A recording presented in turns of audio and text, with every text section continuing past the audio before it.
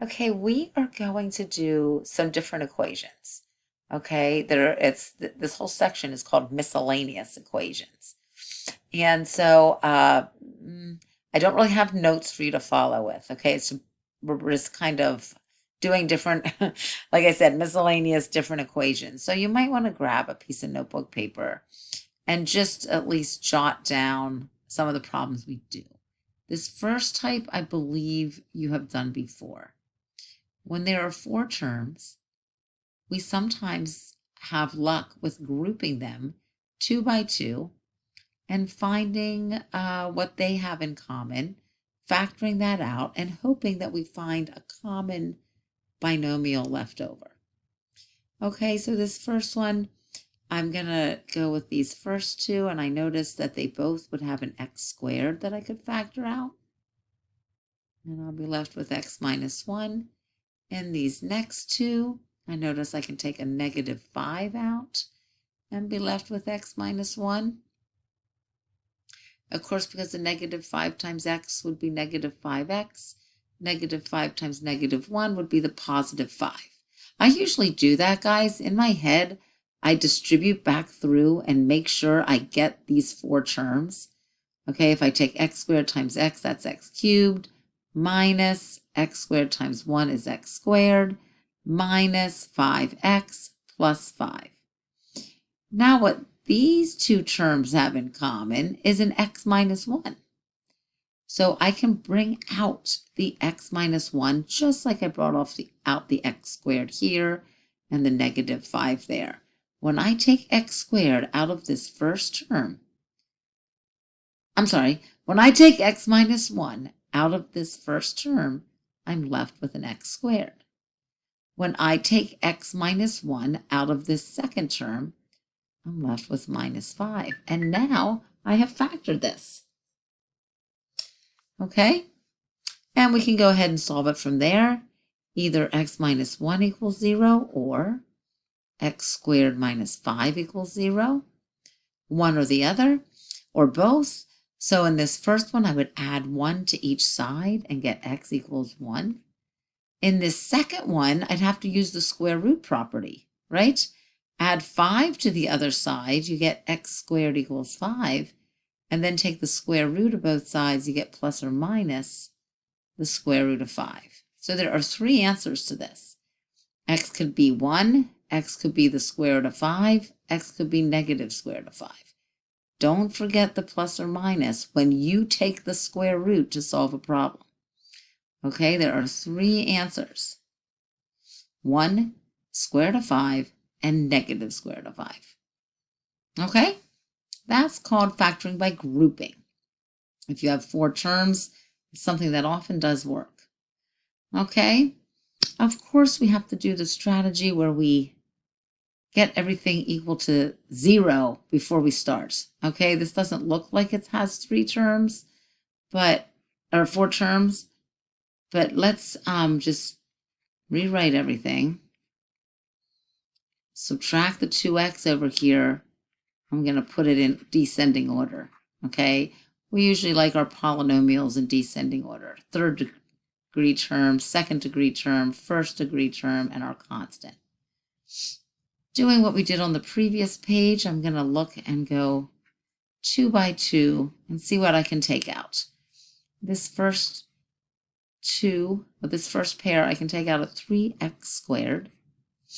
I'm left with x minus 400. I'm going to again take a -2 out here, and I get x minus 400. Okay, so now with these terms, I have this term and I have this term. They both have a common binomial. The common binomial is x minus 400. So let's take the x minus 400 out, and we're left with 3x squared minus 2. Okay? Then we see what's, we have a product now equal to 0. Well, the only way that's equal to 0 is if x minus 400 equals 0, or 3x squared minus 2 equals 0, or both. Of course, if I solve this, I add 400 to the other side, and I get x equals 400. If I solve this, I add 2 to the other side, divide by 3. And now I have to take the square root of both sides. So I get x equals plus or minus the square root of 2/3. We don't let that in the denominator like that, right, guys? We're going to multiply by square root of 3 over square root of 3. I'm going to have plus or minus the square root of 6 over 3. Okay, square root of 2 times square root of 3 is square root of 6. Square root of 3 times square root of 3 is square root of 9, which is 3. So I have 400. I have square root of 6 over 3. And I have negative square root of 6 over 3. 3 answers again. Notice it was a third degree equation and I got 3 answers. Oops, I forgot to do the previous one. Okay. This only has 3 terms. Okay, so that's different. Again, I'll use my strategy, getting everything set equal to 0 so that we can set up some factoring. I'll notice here that I can take an x out.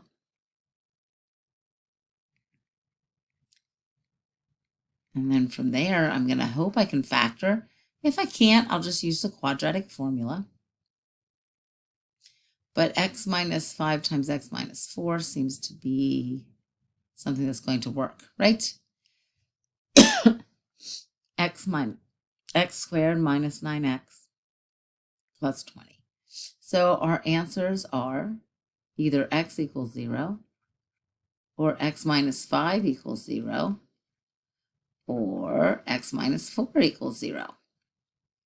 So I have 0, 5, 4, 3 answers. Okay, third degree, 3 answers.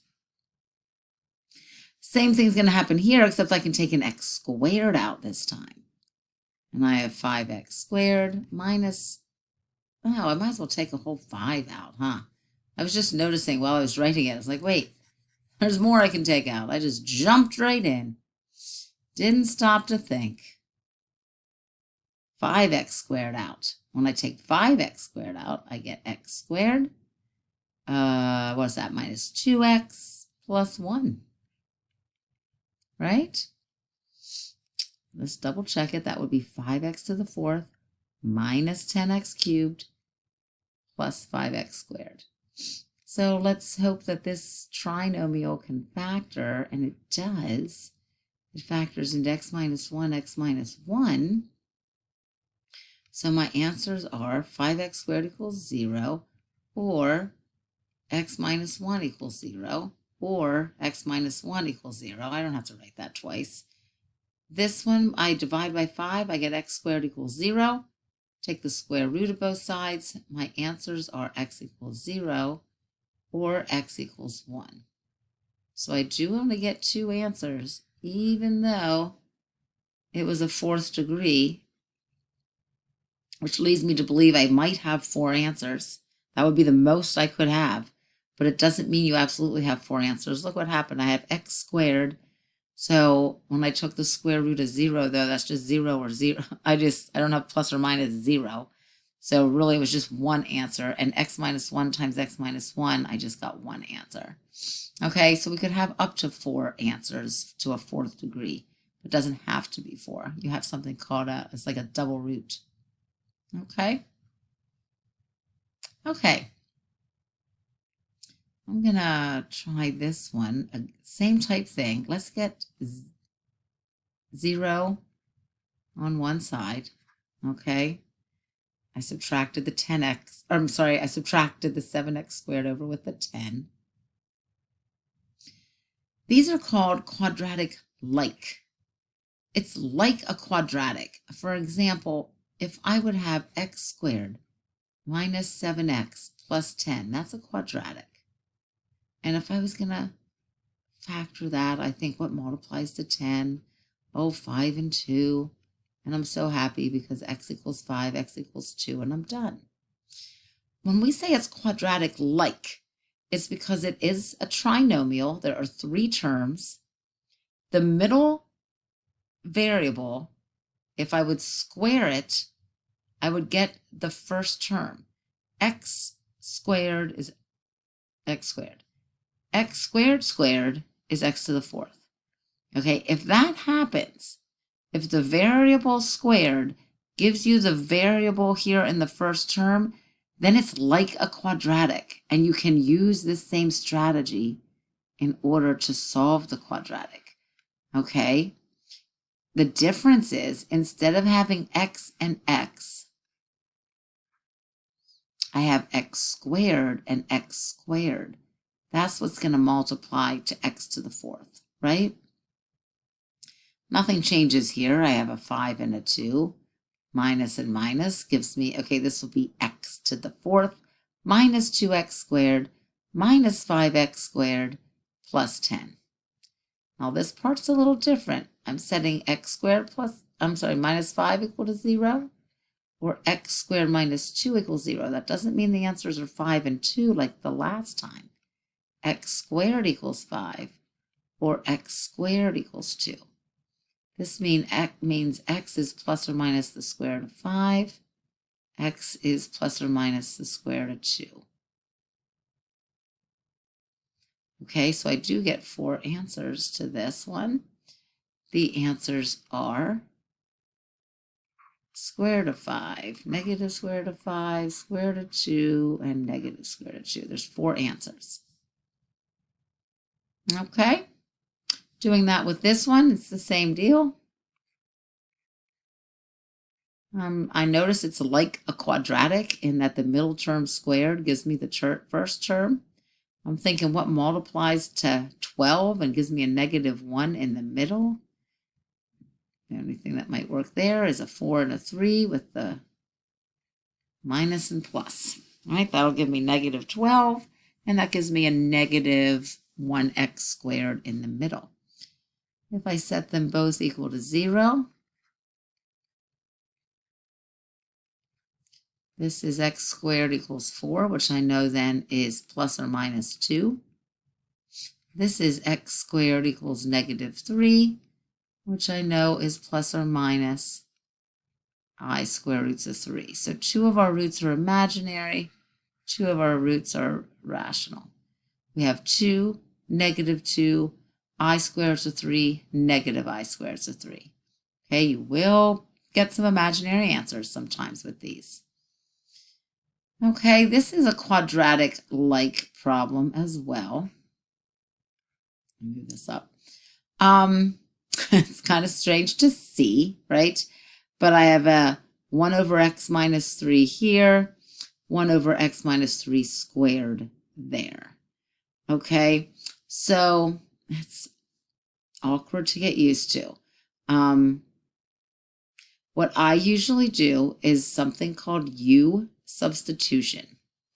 Okay, I am going to let the variable u equal 1 over x minus 3. Okay, then this will look a little nicer. If u equals 1 over x minus 3, then this term becomes u squared plus 2u minus 24 equals 0, right? 2 times 1 over x minus 3. So obviously I know how to factor this. What multiplies to 24 would be 6 times 4. The 6 will be positive, the 4 will be negative to get the positive 2 in the middle. U plus 6 equals 0, or u minus 4 equals 0. So u is negative 6 or 4. Well, I didn't want u, I wanted x. So since u equals 1 over x minus 3, I'll substitute that here. So I have 1 over x minus 3 equals negative 6. Multiply by x minus 3, negative 6 times x minus 3. So I get 1 equals negative 6x plus 18. Now I'll finish this when on the next one, okay? So it's going to end.